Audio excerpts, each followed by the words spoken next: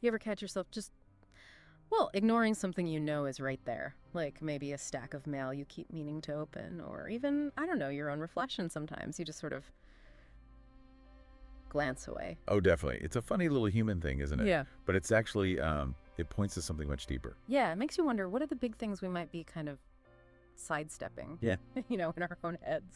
Exactly. It's not just a quirk. It's fundamental. It's how we handle things that feel too big, too complex, or maybe just too uncomfortable. Yeah. Our minds sort of build shields. Shields. Okay, I like that. So this time we're really diving into that whole shielding process, these psychological tools we use to maybe avoid truths that feel a bit awkward or painful. Precisely. Yep. We're going to unpack 5 key mechanisms that psychoanalytic thought really highlights. Yeah. Ways we, well, deceive ourselves, I suppose. Right, like getting a look under the hood, seeing how the engine of self-deception actually works. Exactly. We'll be looking at denial, rationalization, projection, repression, Yeah. and also something we can call maybe fantastical compensation. Okay. These are the strategies the mind uses to try and keep things stable, even if it means bending reality a little bit. Or a lot, sometimes. Or sometimes quite a lot, yes. Okay, let's start with the first one you mentioned, denial. Like that mirror example, someone glances in the mirror, sees the wrinkles maybe or the gray hairs, but doesn't really see them, doesn't quite land. Yes, that initial refusal to really acknowledge what's right there. That's denial in its purest form. Freud called it. It's the mind's first line of defense against something it sees as a threat. A threat. Like just getting older is a threat. It can feel like one. Right. To our sense of self, our identity, our feeling of permanence. By not fully registering those details, the person can kind of postpone dealing with the implications. It buys immediate comfort. But there's a cost, right? You said it's like a loan. Exactly. A psychological loan with interest piling up. You avoid the small discomfort now, but it can lead to bigger problems adapting later on. So there's this weird conflict happening. The eyes see it, but the brain just hits pause. And somehow we just live with that gap. That's a really key point. Our psyche craves coherence, a sense of things making sense. Too many contradictions hitting us at once. That's deeply unsettling. Denial is like a temporary buffer. It stops us from feeling completely destabilized right away. And with the mirror, it's probably not just about wrinkles, is it? Maybe seeing yourself now reminds you of, I don't know, dreams you had when you were younger. Things that didn't quite pan out. Precisely. That reflection can become a really powerful symbol of the gap between, let's say, who you hoped you'd be and who you are now. Seeing yourself clearly in the present can trigger feelings of regret, maybe disappointment, or even a kind of grief for those earlier versions of yourself. The boy who dreamed of being an artist, perhaps. Ah, okay. That makes total sense why we might instinctively just look away then. It's amazing how common that feeling is. Like you said, people avoiding mirrors, or maybe focusing obsessively on one tiny flaw, like a single spot, just to avoid the bigger picture. Exactly. They're all little tactics, aren't they? Ways of redirecting our attention away from what feels threatening to our self-image or our life story. And crucially, this often happens completely outside of conscious awareness. The person looking away isn't thinking, right, time to ignore my aging. It's it's more automatic, like a reflex. So if someone were, say, talking about this in therapy, what kind of deeper stuff might be underneath that avoidance? Oh, it could be many things. Fear of mortality is a big one, as you touched on. Aging brings us face to face with that. Yeah. Or it could link back to past experiences. Maybe negative comments about appearance growing up, or, even more serious trauma where their body felt unsafe or judged. So it comes back to that paradox. The thing that protects you initially also kind of traps you, stops you from dealing with the real issue or just accepting life as it unfolds. Precisely. By constantly dodging these confrontations, we miss chances for, self-acceptance, for growth. The energy that goes into maintaining that denial, it could be used much more productively to understand ourselves better. Okay, so denial is like the first wall, the blind spot. But you mentioned this whole thing is like an intricate web. What happens when something is just too obvious to ignore completely? Yes. That's often when rationalization kicks in. Denial says, this isn't happening. Rationalization says, okay, it's happening, but here's why it's okay, or not my fault, or actually a good thing. Looking excuses, basically. Essentially, yes, but often very sophisticated excuses.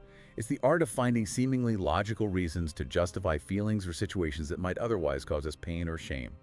Think about someone in, say, a clearly unhappy marriage. They see the silences, the lack of affection, maybe their partner's wandering eye. Right. But instead of facing that reality, they tell themselves, oh, it's just stress at work, or all couples go through phases like this, or it's better for the kids if we stay together. So they are aware on some level that they're kind of rewriting the narrative to make it less threatening. Exactly. Yeah. Rationalization protects the ego's identity. Admitting the relationship is failing might trigger deep fears, loneliness, failure, the unknown future. The excuses act as a buffer against that raw emotional pain. And you mentioned this can link back to childhood, like learning early on that mistakes are bad. Yes, absolutely. Mhm. Early experiences with authority figures, parents, teachers, where maybe mistakes were punished or vulnerability was seen as weakness, that can really set the stage. Yeah. We learn to build narratives where we're always competent, always justified. It's self-protection again. It is. Yeah. But like denial, if you lean on it too heavily, Yeah. well, it keeps you from your real feelings. Like the person who loses their job and blames everything on the company failing or how they hated the job anyway. Right. They might miss the chance to think, okay, what was my part in this? What do I really want from work? The rationalizations block that deeper self-reflection. So it prevents growth, ultimately. It really can. By always having a neat explanation, we avoid the messier but more valuable work of understanding our true motivations, our fears, our actual desires. It puts distance between us and our authentic selves. Okay, that's rationalization. Now, projection. That sounds complicated. It's like taking your own unwanted feelings and sticking them onto someone else. That's a great way to put it, yes. Sticking them onto someone else. It's attributing your own unacceptable impulses, feelings, or thoughts to another person. So the example you gave, someone feels deeply insecure, but instead of owning that, they become convinced their colleagues are constantly gossiping about them. Exactly. The internal feeling, I feel inadequate or I feel flawed, is too uncomfortable to sit with. So the mind flips it. It projects it outwards. It's not me who is critical or insecure. It's them judging me. Wow. So it shifts the source of the discomfort from inside to outside. Precisely. It externalizes the internal conflict. From a psychoanalytic view, projection is often tied to quite powerfully repressed emotions. The intensity is too much, so the unconscious finds an outlet by attributing it elsewhere. Sometimes it can even be a kind of, well, distorted communication. It hints at unresolved issues, maybe deep-seated trust issues, fears of not belonging, perhaps stemming from past betrayals or exclusions. It's like our own internal shadow. The parts we don't like gets thrown onto the people around us. That's a very poetic and accurate way to describe it. We literally see in others what we can't bear to see in ourselves. It causes huge problems in relationships, as you can imagine. I can imagine. Okay, next up, repression. This feels heavier somehow. Actively pushing stuff down, like traumatic memories or desires we feel are unacceptable. Yes, repression is a more, shall we say, forceful mechanism than denial. Denial is like looking away. Repression is like actively locking something away in a vault in the unconscious mind. The example you used was someone flinching at a raised voice, but having no conscious memory of why. That's chilling. It is. Because it shows that even though the memory is banished from conscious awareness, maybe an experience of childhood abuse, or witnessing violence, it's not gone. It's still active deep down. It continues to exert influence on our behavior, our emotions, our physical responses. That flinch is the body remembering what the conscious mind has forced itself to forget. So the trauma is still there, leaking out in these indirect ways. Precisely. It can manifest as phobias, anxieties, depression, unexplained physical pains, or these kinds of reflexive reactions. The unconscious finds ways to signal that something unresolved needs attention. And the only way to heal that is to unlock the vault, to bring it back into awareness. Often, yes. Confronting repressed memories, usually carefully and with support like in therapy, is crucial for integration. Bringing the split-off parts of the experience back into the whole self allows for understanding and eventually healing. That sounds like incredibly difficult but necessary work. It can be a long and demanding journey, absolutely. But it's often the path towards greater emotional freedom and self-understanding. Owning your whole story, not just the edited version. Right. Okay, lastly, fantastical compensation. This sounds a bit lighter. Daydreaming. It can seem lighter, yes. Yeah. It's about using fantasy or elaborate daydreams to find satisfaction for desires that feel unmet in real life. Like the artist who gave up painting but spends hours imagining their sellout gallery shows and critical acclaim. Exactly that. Those fantasies are expressions of our fundamental drives, our libido, our life force. They offer a temporary escape route from frustration or disappointment in the real world. In the fantasy, the artist is successful, fulfilled, admired. It provides a substitute gratification, a mental space where needs are met. So daydreaming isn't automatically bad then. It can be creative. Not inherently, no. Yep. Fantasy fuels creativity. It helps us imagine possibilities, can even motivate us. The potential problem arises when it becomes excessive, when the fantasy becomes a substitute for taking action in the real world rather than an inspiration for it. Ah, I see. So the person dreaming of success never actually picks up a brush again. Right. The fantasy becomes so satisfying, or maybe just feels safer than the risk of real-world failure, that it replaces genuine effort. The daydream itself becomes the end point, not the starting point. It becomes another form of avoidance, in a way, avoiding the challenges of reality. Precisely.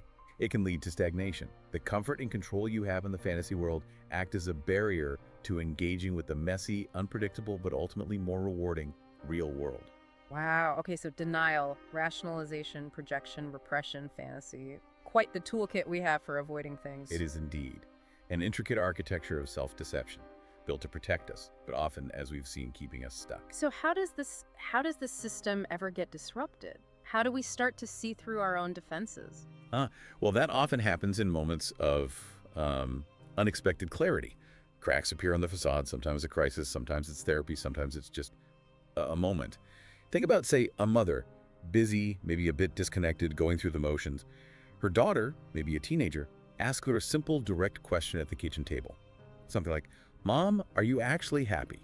Oh, wow. Straight to the point. Exactly. And that simple question, perhaps delivered with genuine concern, can bypass all the usual defenses. It pierces through the denial, the rationalizations about being busy for the family. Suddenly, the mother might feel seen, but also exposed. It could trigger a visceral reaction, maybe a surge of unexpected emotion, sadness, anger, confusion. A moment of unveiling, like you said. Yes, and in that moment, maybe she has a flashback. Perhaps she suddenly remembers asking her own mother a similar question years ago and getting a dismissive or evasive answer. So she sees a pattern repeating itself. Potentially. She might recognize this intergenerational handing down of emotional avoidance, of not facing difficult truths. That recognition can be incredibly powerful, unsettling, but powerful. It forces a confrontation, doesn't it, with the very defenses she's relied on. Absolutely. It destabilizes the system. Yeah. Now imagine this mother starts having a recurring dream. Okay. She dreams she's standing at the edge of a vast ocean. She wants to go in, feels drawn to it, but something holds her back. There's an invisible barrier, or maybe the waves look too rough. Yeah. And she hears a voice, maybe her own, maybe someone else's, encouraging her to step in, saying it's safe. But she just can't. That sounds symbolic. The ocean. Very symbolic. From a psychoanalytic perspective, the ocean often represents the unconscious, vast, deep, powerful, holding unknown things. Okay. And the barrier? The barrier could be her ego, her conscious self, and all those defense mechanisms we've been talking about. Denial, repression, working to keep the unconscious material contained, walled off, for safety, perceived safety. And the voice encouraging her to enter. That could be interpreted as her authentic self, her deeper longing for wholeness, for connection, for exploring those hidden depths. It represents the part of her that knows staying on the shore isn't real living. So the dream is playing out her core conflict. Safety versus freedom, control versus surrender. Precisely. Dreams, as Freud suggested, are often a pathway, a coded message from the unconscious. This dream reveals the tension, the cost of her self-deception. The perceived safety on the shore comes at the price of feeling isolated, disconnected, unable to truly dive into life or her own depths. Wow. So through the daughter's question, the dream, things are starting to shift. Yes. And perhaps following this, she has another moment, a flash of insight, maybe just sitting quietly, reflecting. She realizes, this isn't just me. Everyone does this. She suddenly sees self-deception not as a personal failing, but as a universal human tendency, a way we all cope with the anxieties and uncertainties of life. That must be kind of liberating to realize you're not alone in it. It can be, hugely. It reduces the shame. And then she might start to connect the dots in her own life. Ah, she thinks, that's why I always ignored my own needs. Denial. That's why I explained away my sadness as just being tired. Rationalization. That's why I thought my friend was judging me when really I was judging myself. Projection. She starts identifying the mechanisms. Yes. Recognizing the patterns. Maybe understanding how she pushed away difficult childhood memories. Repression. Or escaped into fantasies about a different life. Fantastical compensation. Seeing the architecture. And that recognition is the crucial first step. It's the turning point. Recognizing the defenses is the beginning of understanding what they're defending against and who you are beneath them. So what happens next for this mother? Does she suddenly change everything? Probably not overnight. Change is usually gradual. Maybe the immediate outcome is just a quiet moment. She looks at her daughter, really looks at her, maybe for the first time in a while. There's a connection, a flicker of understanding that wasn't there before. No big pronouncements, just a shift. An open ending then. Exactly. The journey of self-discovery is ongoing. Facing yourself, peeling back the layers of deception, it's challenging. It takes courage. But it's also an act of profound liberation. She's glimpsed her authentic self, maybe just for a moment, beyond the defenses. Yes. And the path forward is now open, less predetermined by those old, unconscious patterns. It invites her, and perhaps invites you, the listener, to reflect too. That's a really powerful way to frame it. So at the end of the day, this whole process of self-deception, it's deeply human, isn't it? Complex, maybe uncomfortable to look at, but part of us. Absolutely fundamental. We build these defenses for reasons, often starting very early in life, to cope with things that feel overwhelming. And we've looked at 5 key ways we do that. Oh. Just plain ignoring things or denial. Right. Then making excuses, rationalization, Seeing our own flaws in others, that's projection. pushing painful memories down, repression. And escaping into daydreams, fantastical compensation. Exactly. Understanding these can be, well, incredibly illuminating. It really can. It definitely leaves you thinking. So maybe the question for everyone listening is, what mirrors might you be avoiding? You know? Or what oceans might you be standing hesitant beside? What buried truths, perhaps, are trying to find their way to the surface in your own life? Yeah, heavy questions, but important ones. It's an invitation, really, isn't it, to keep exploring our own inner landscape. Always. The potential for deeper self-awareness is always there.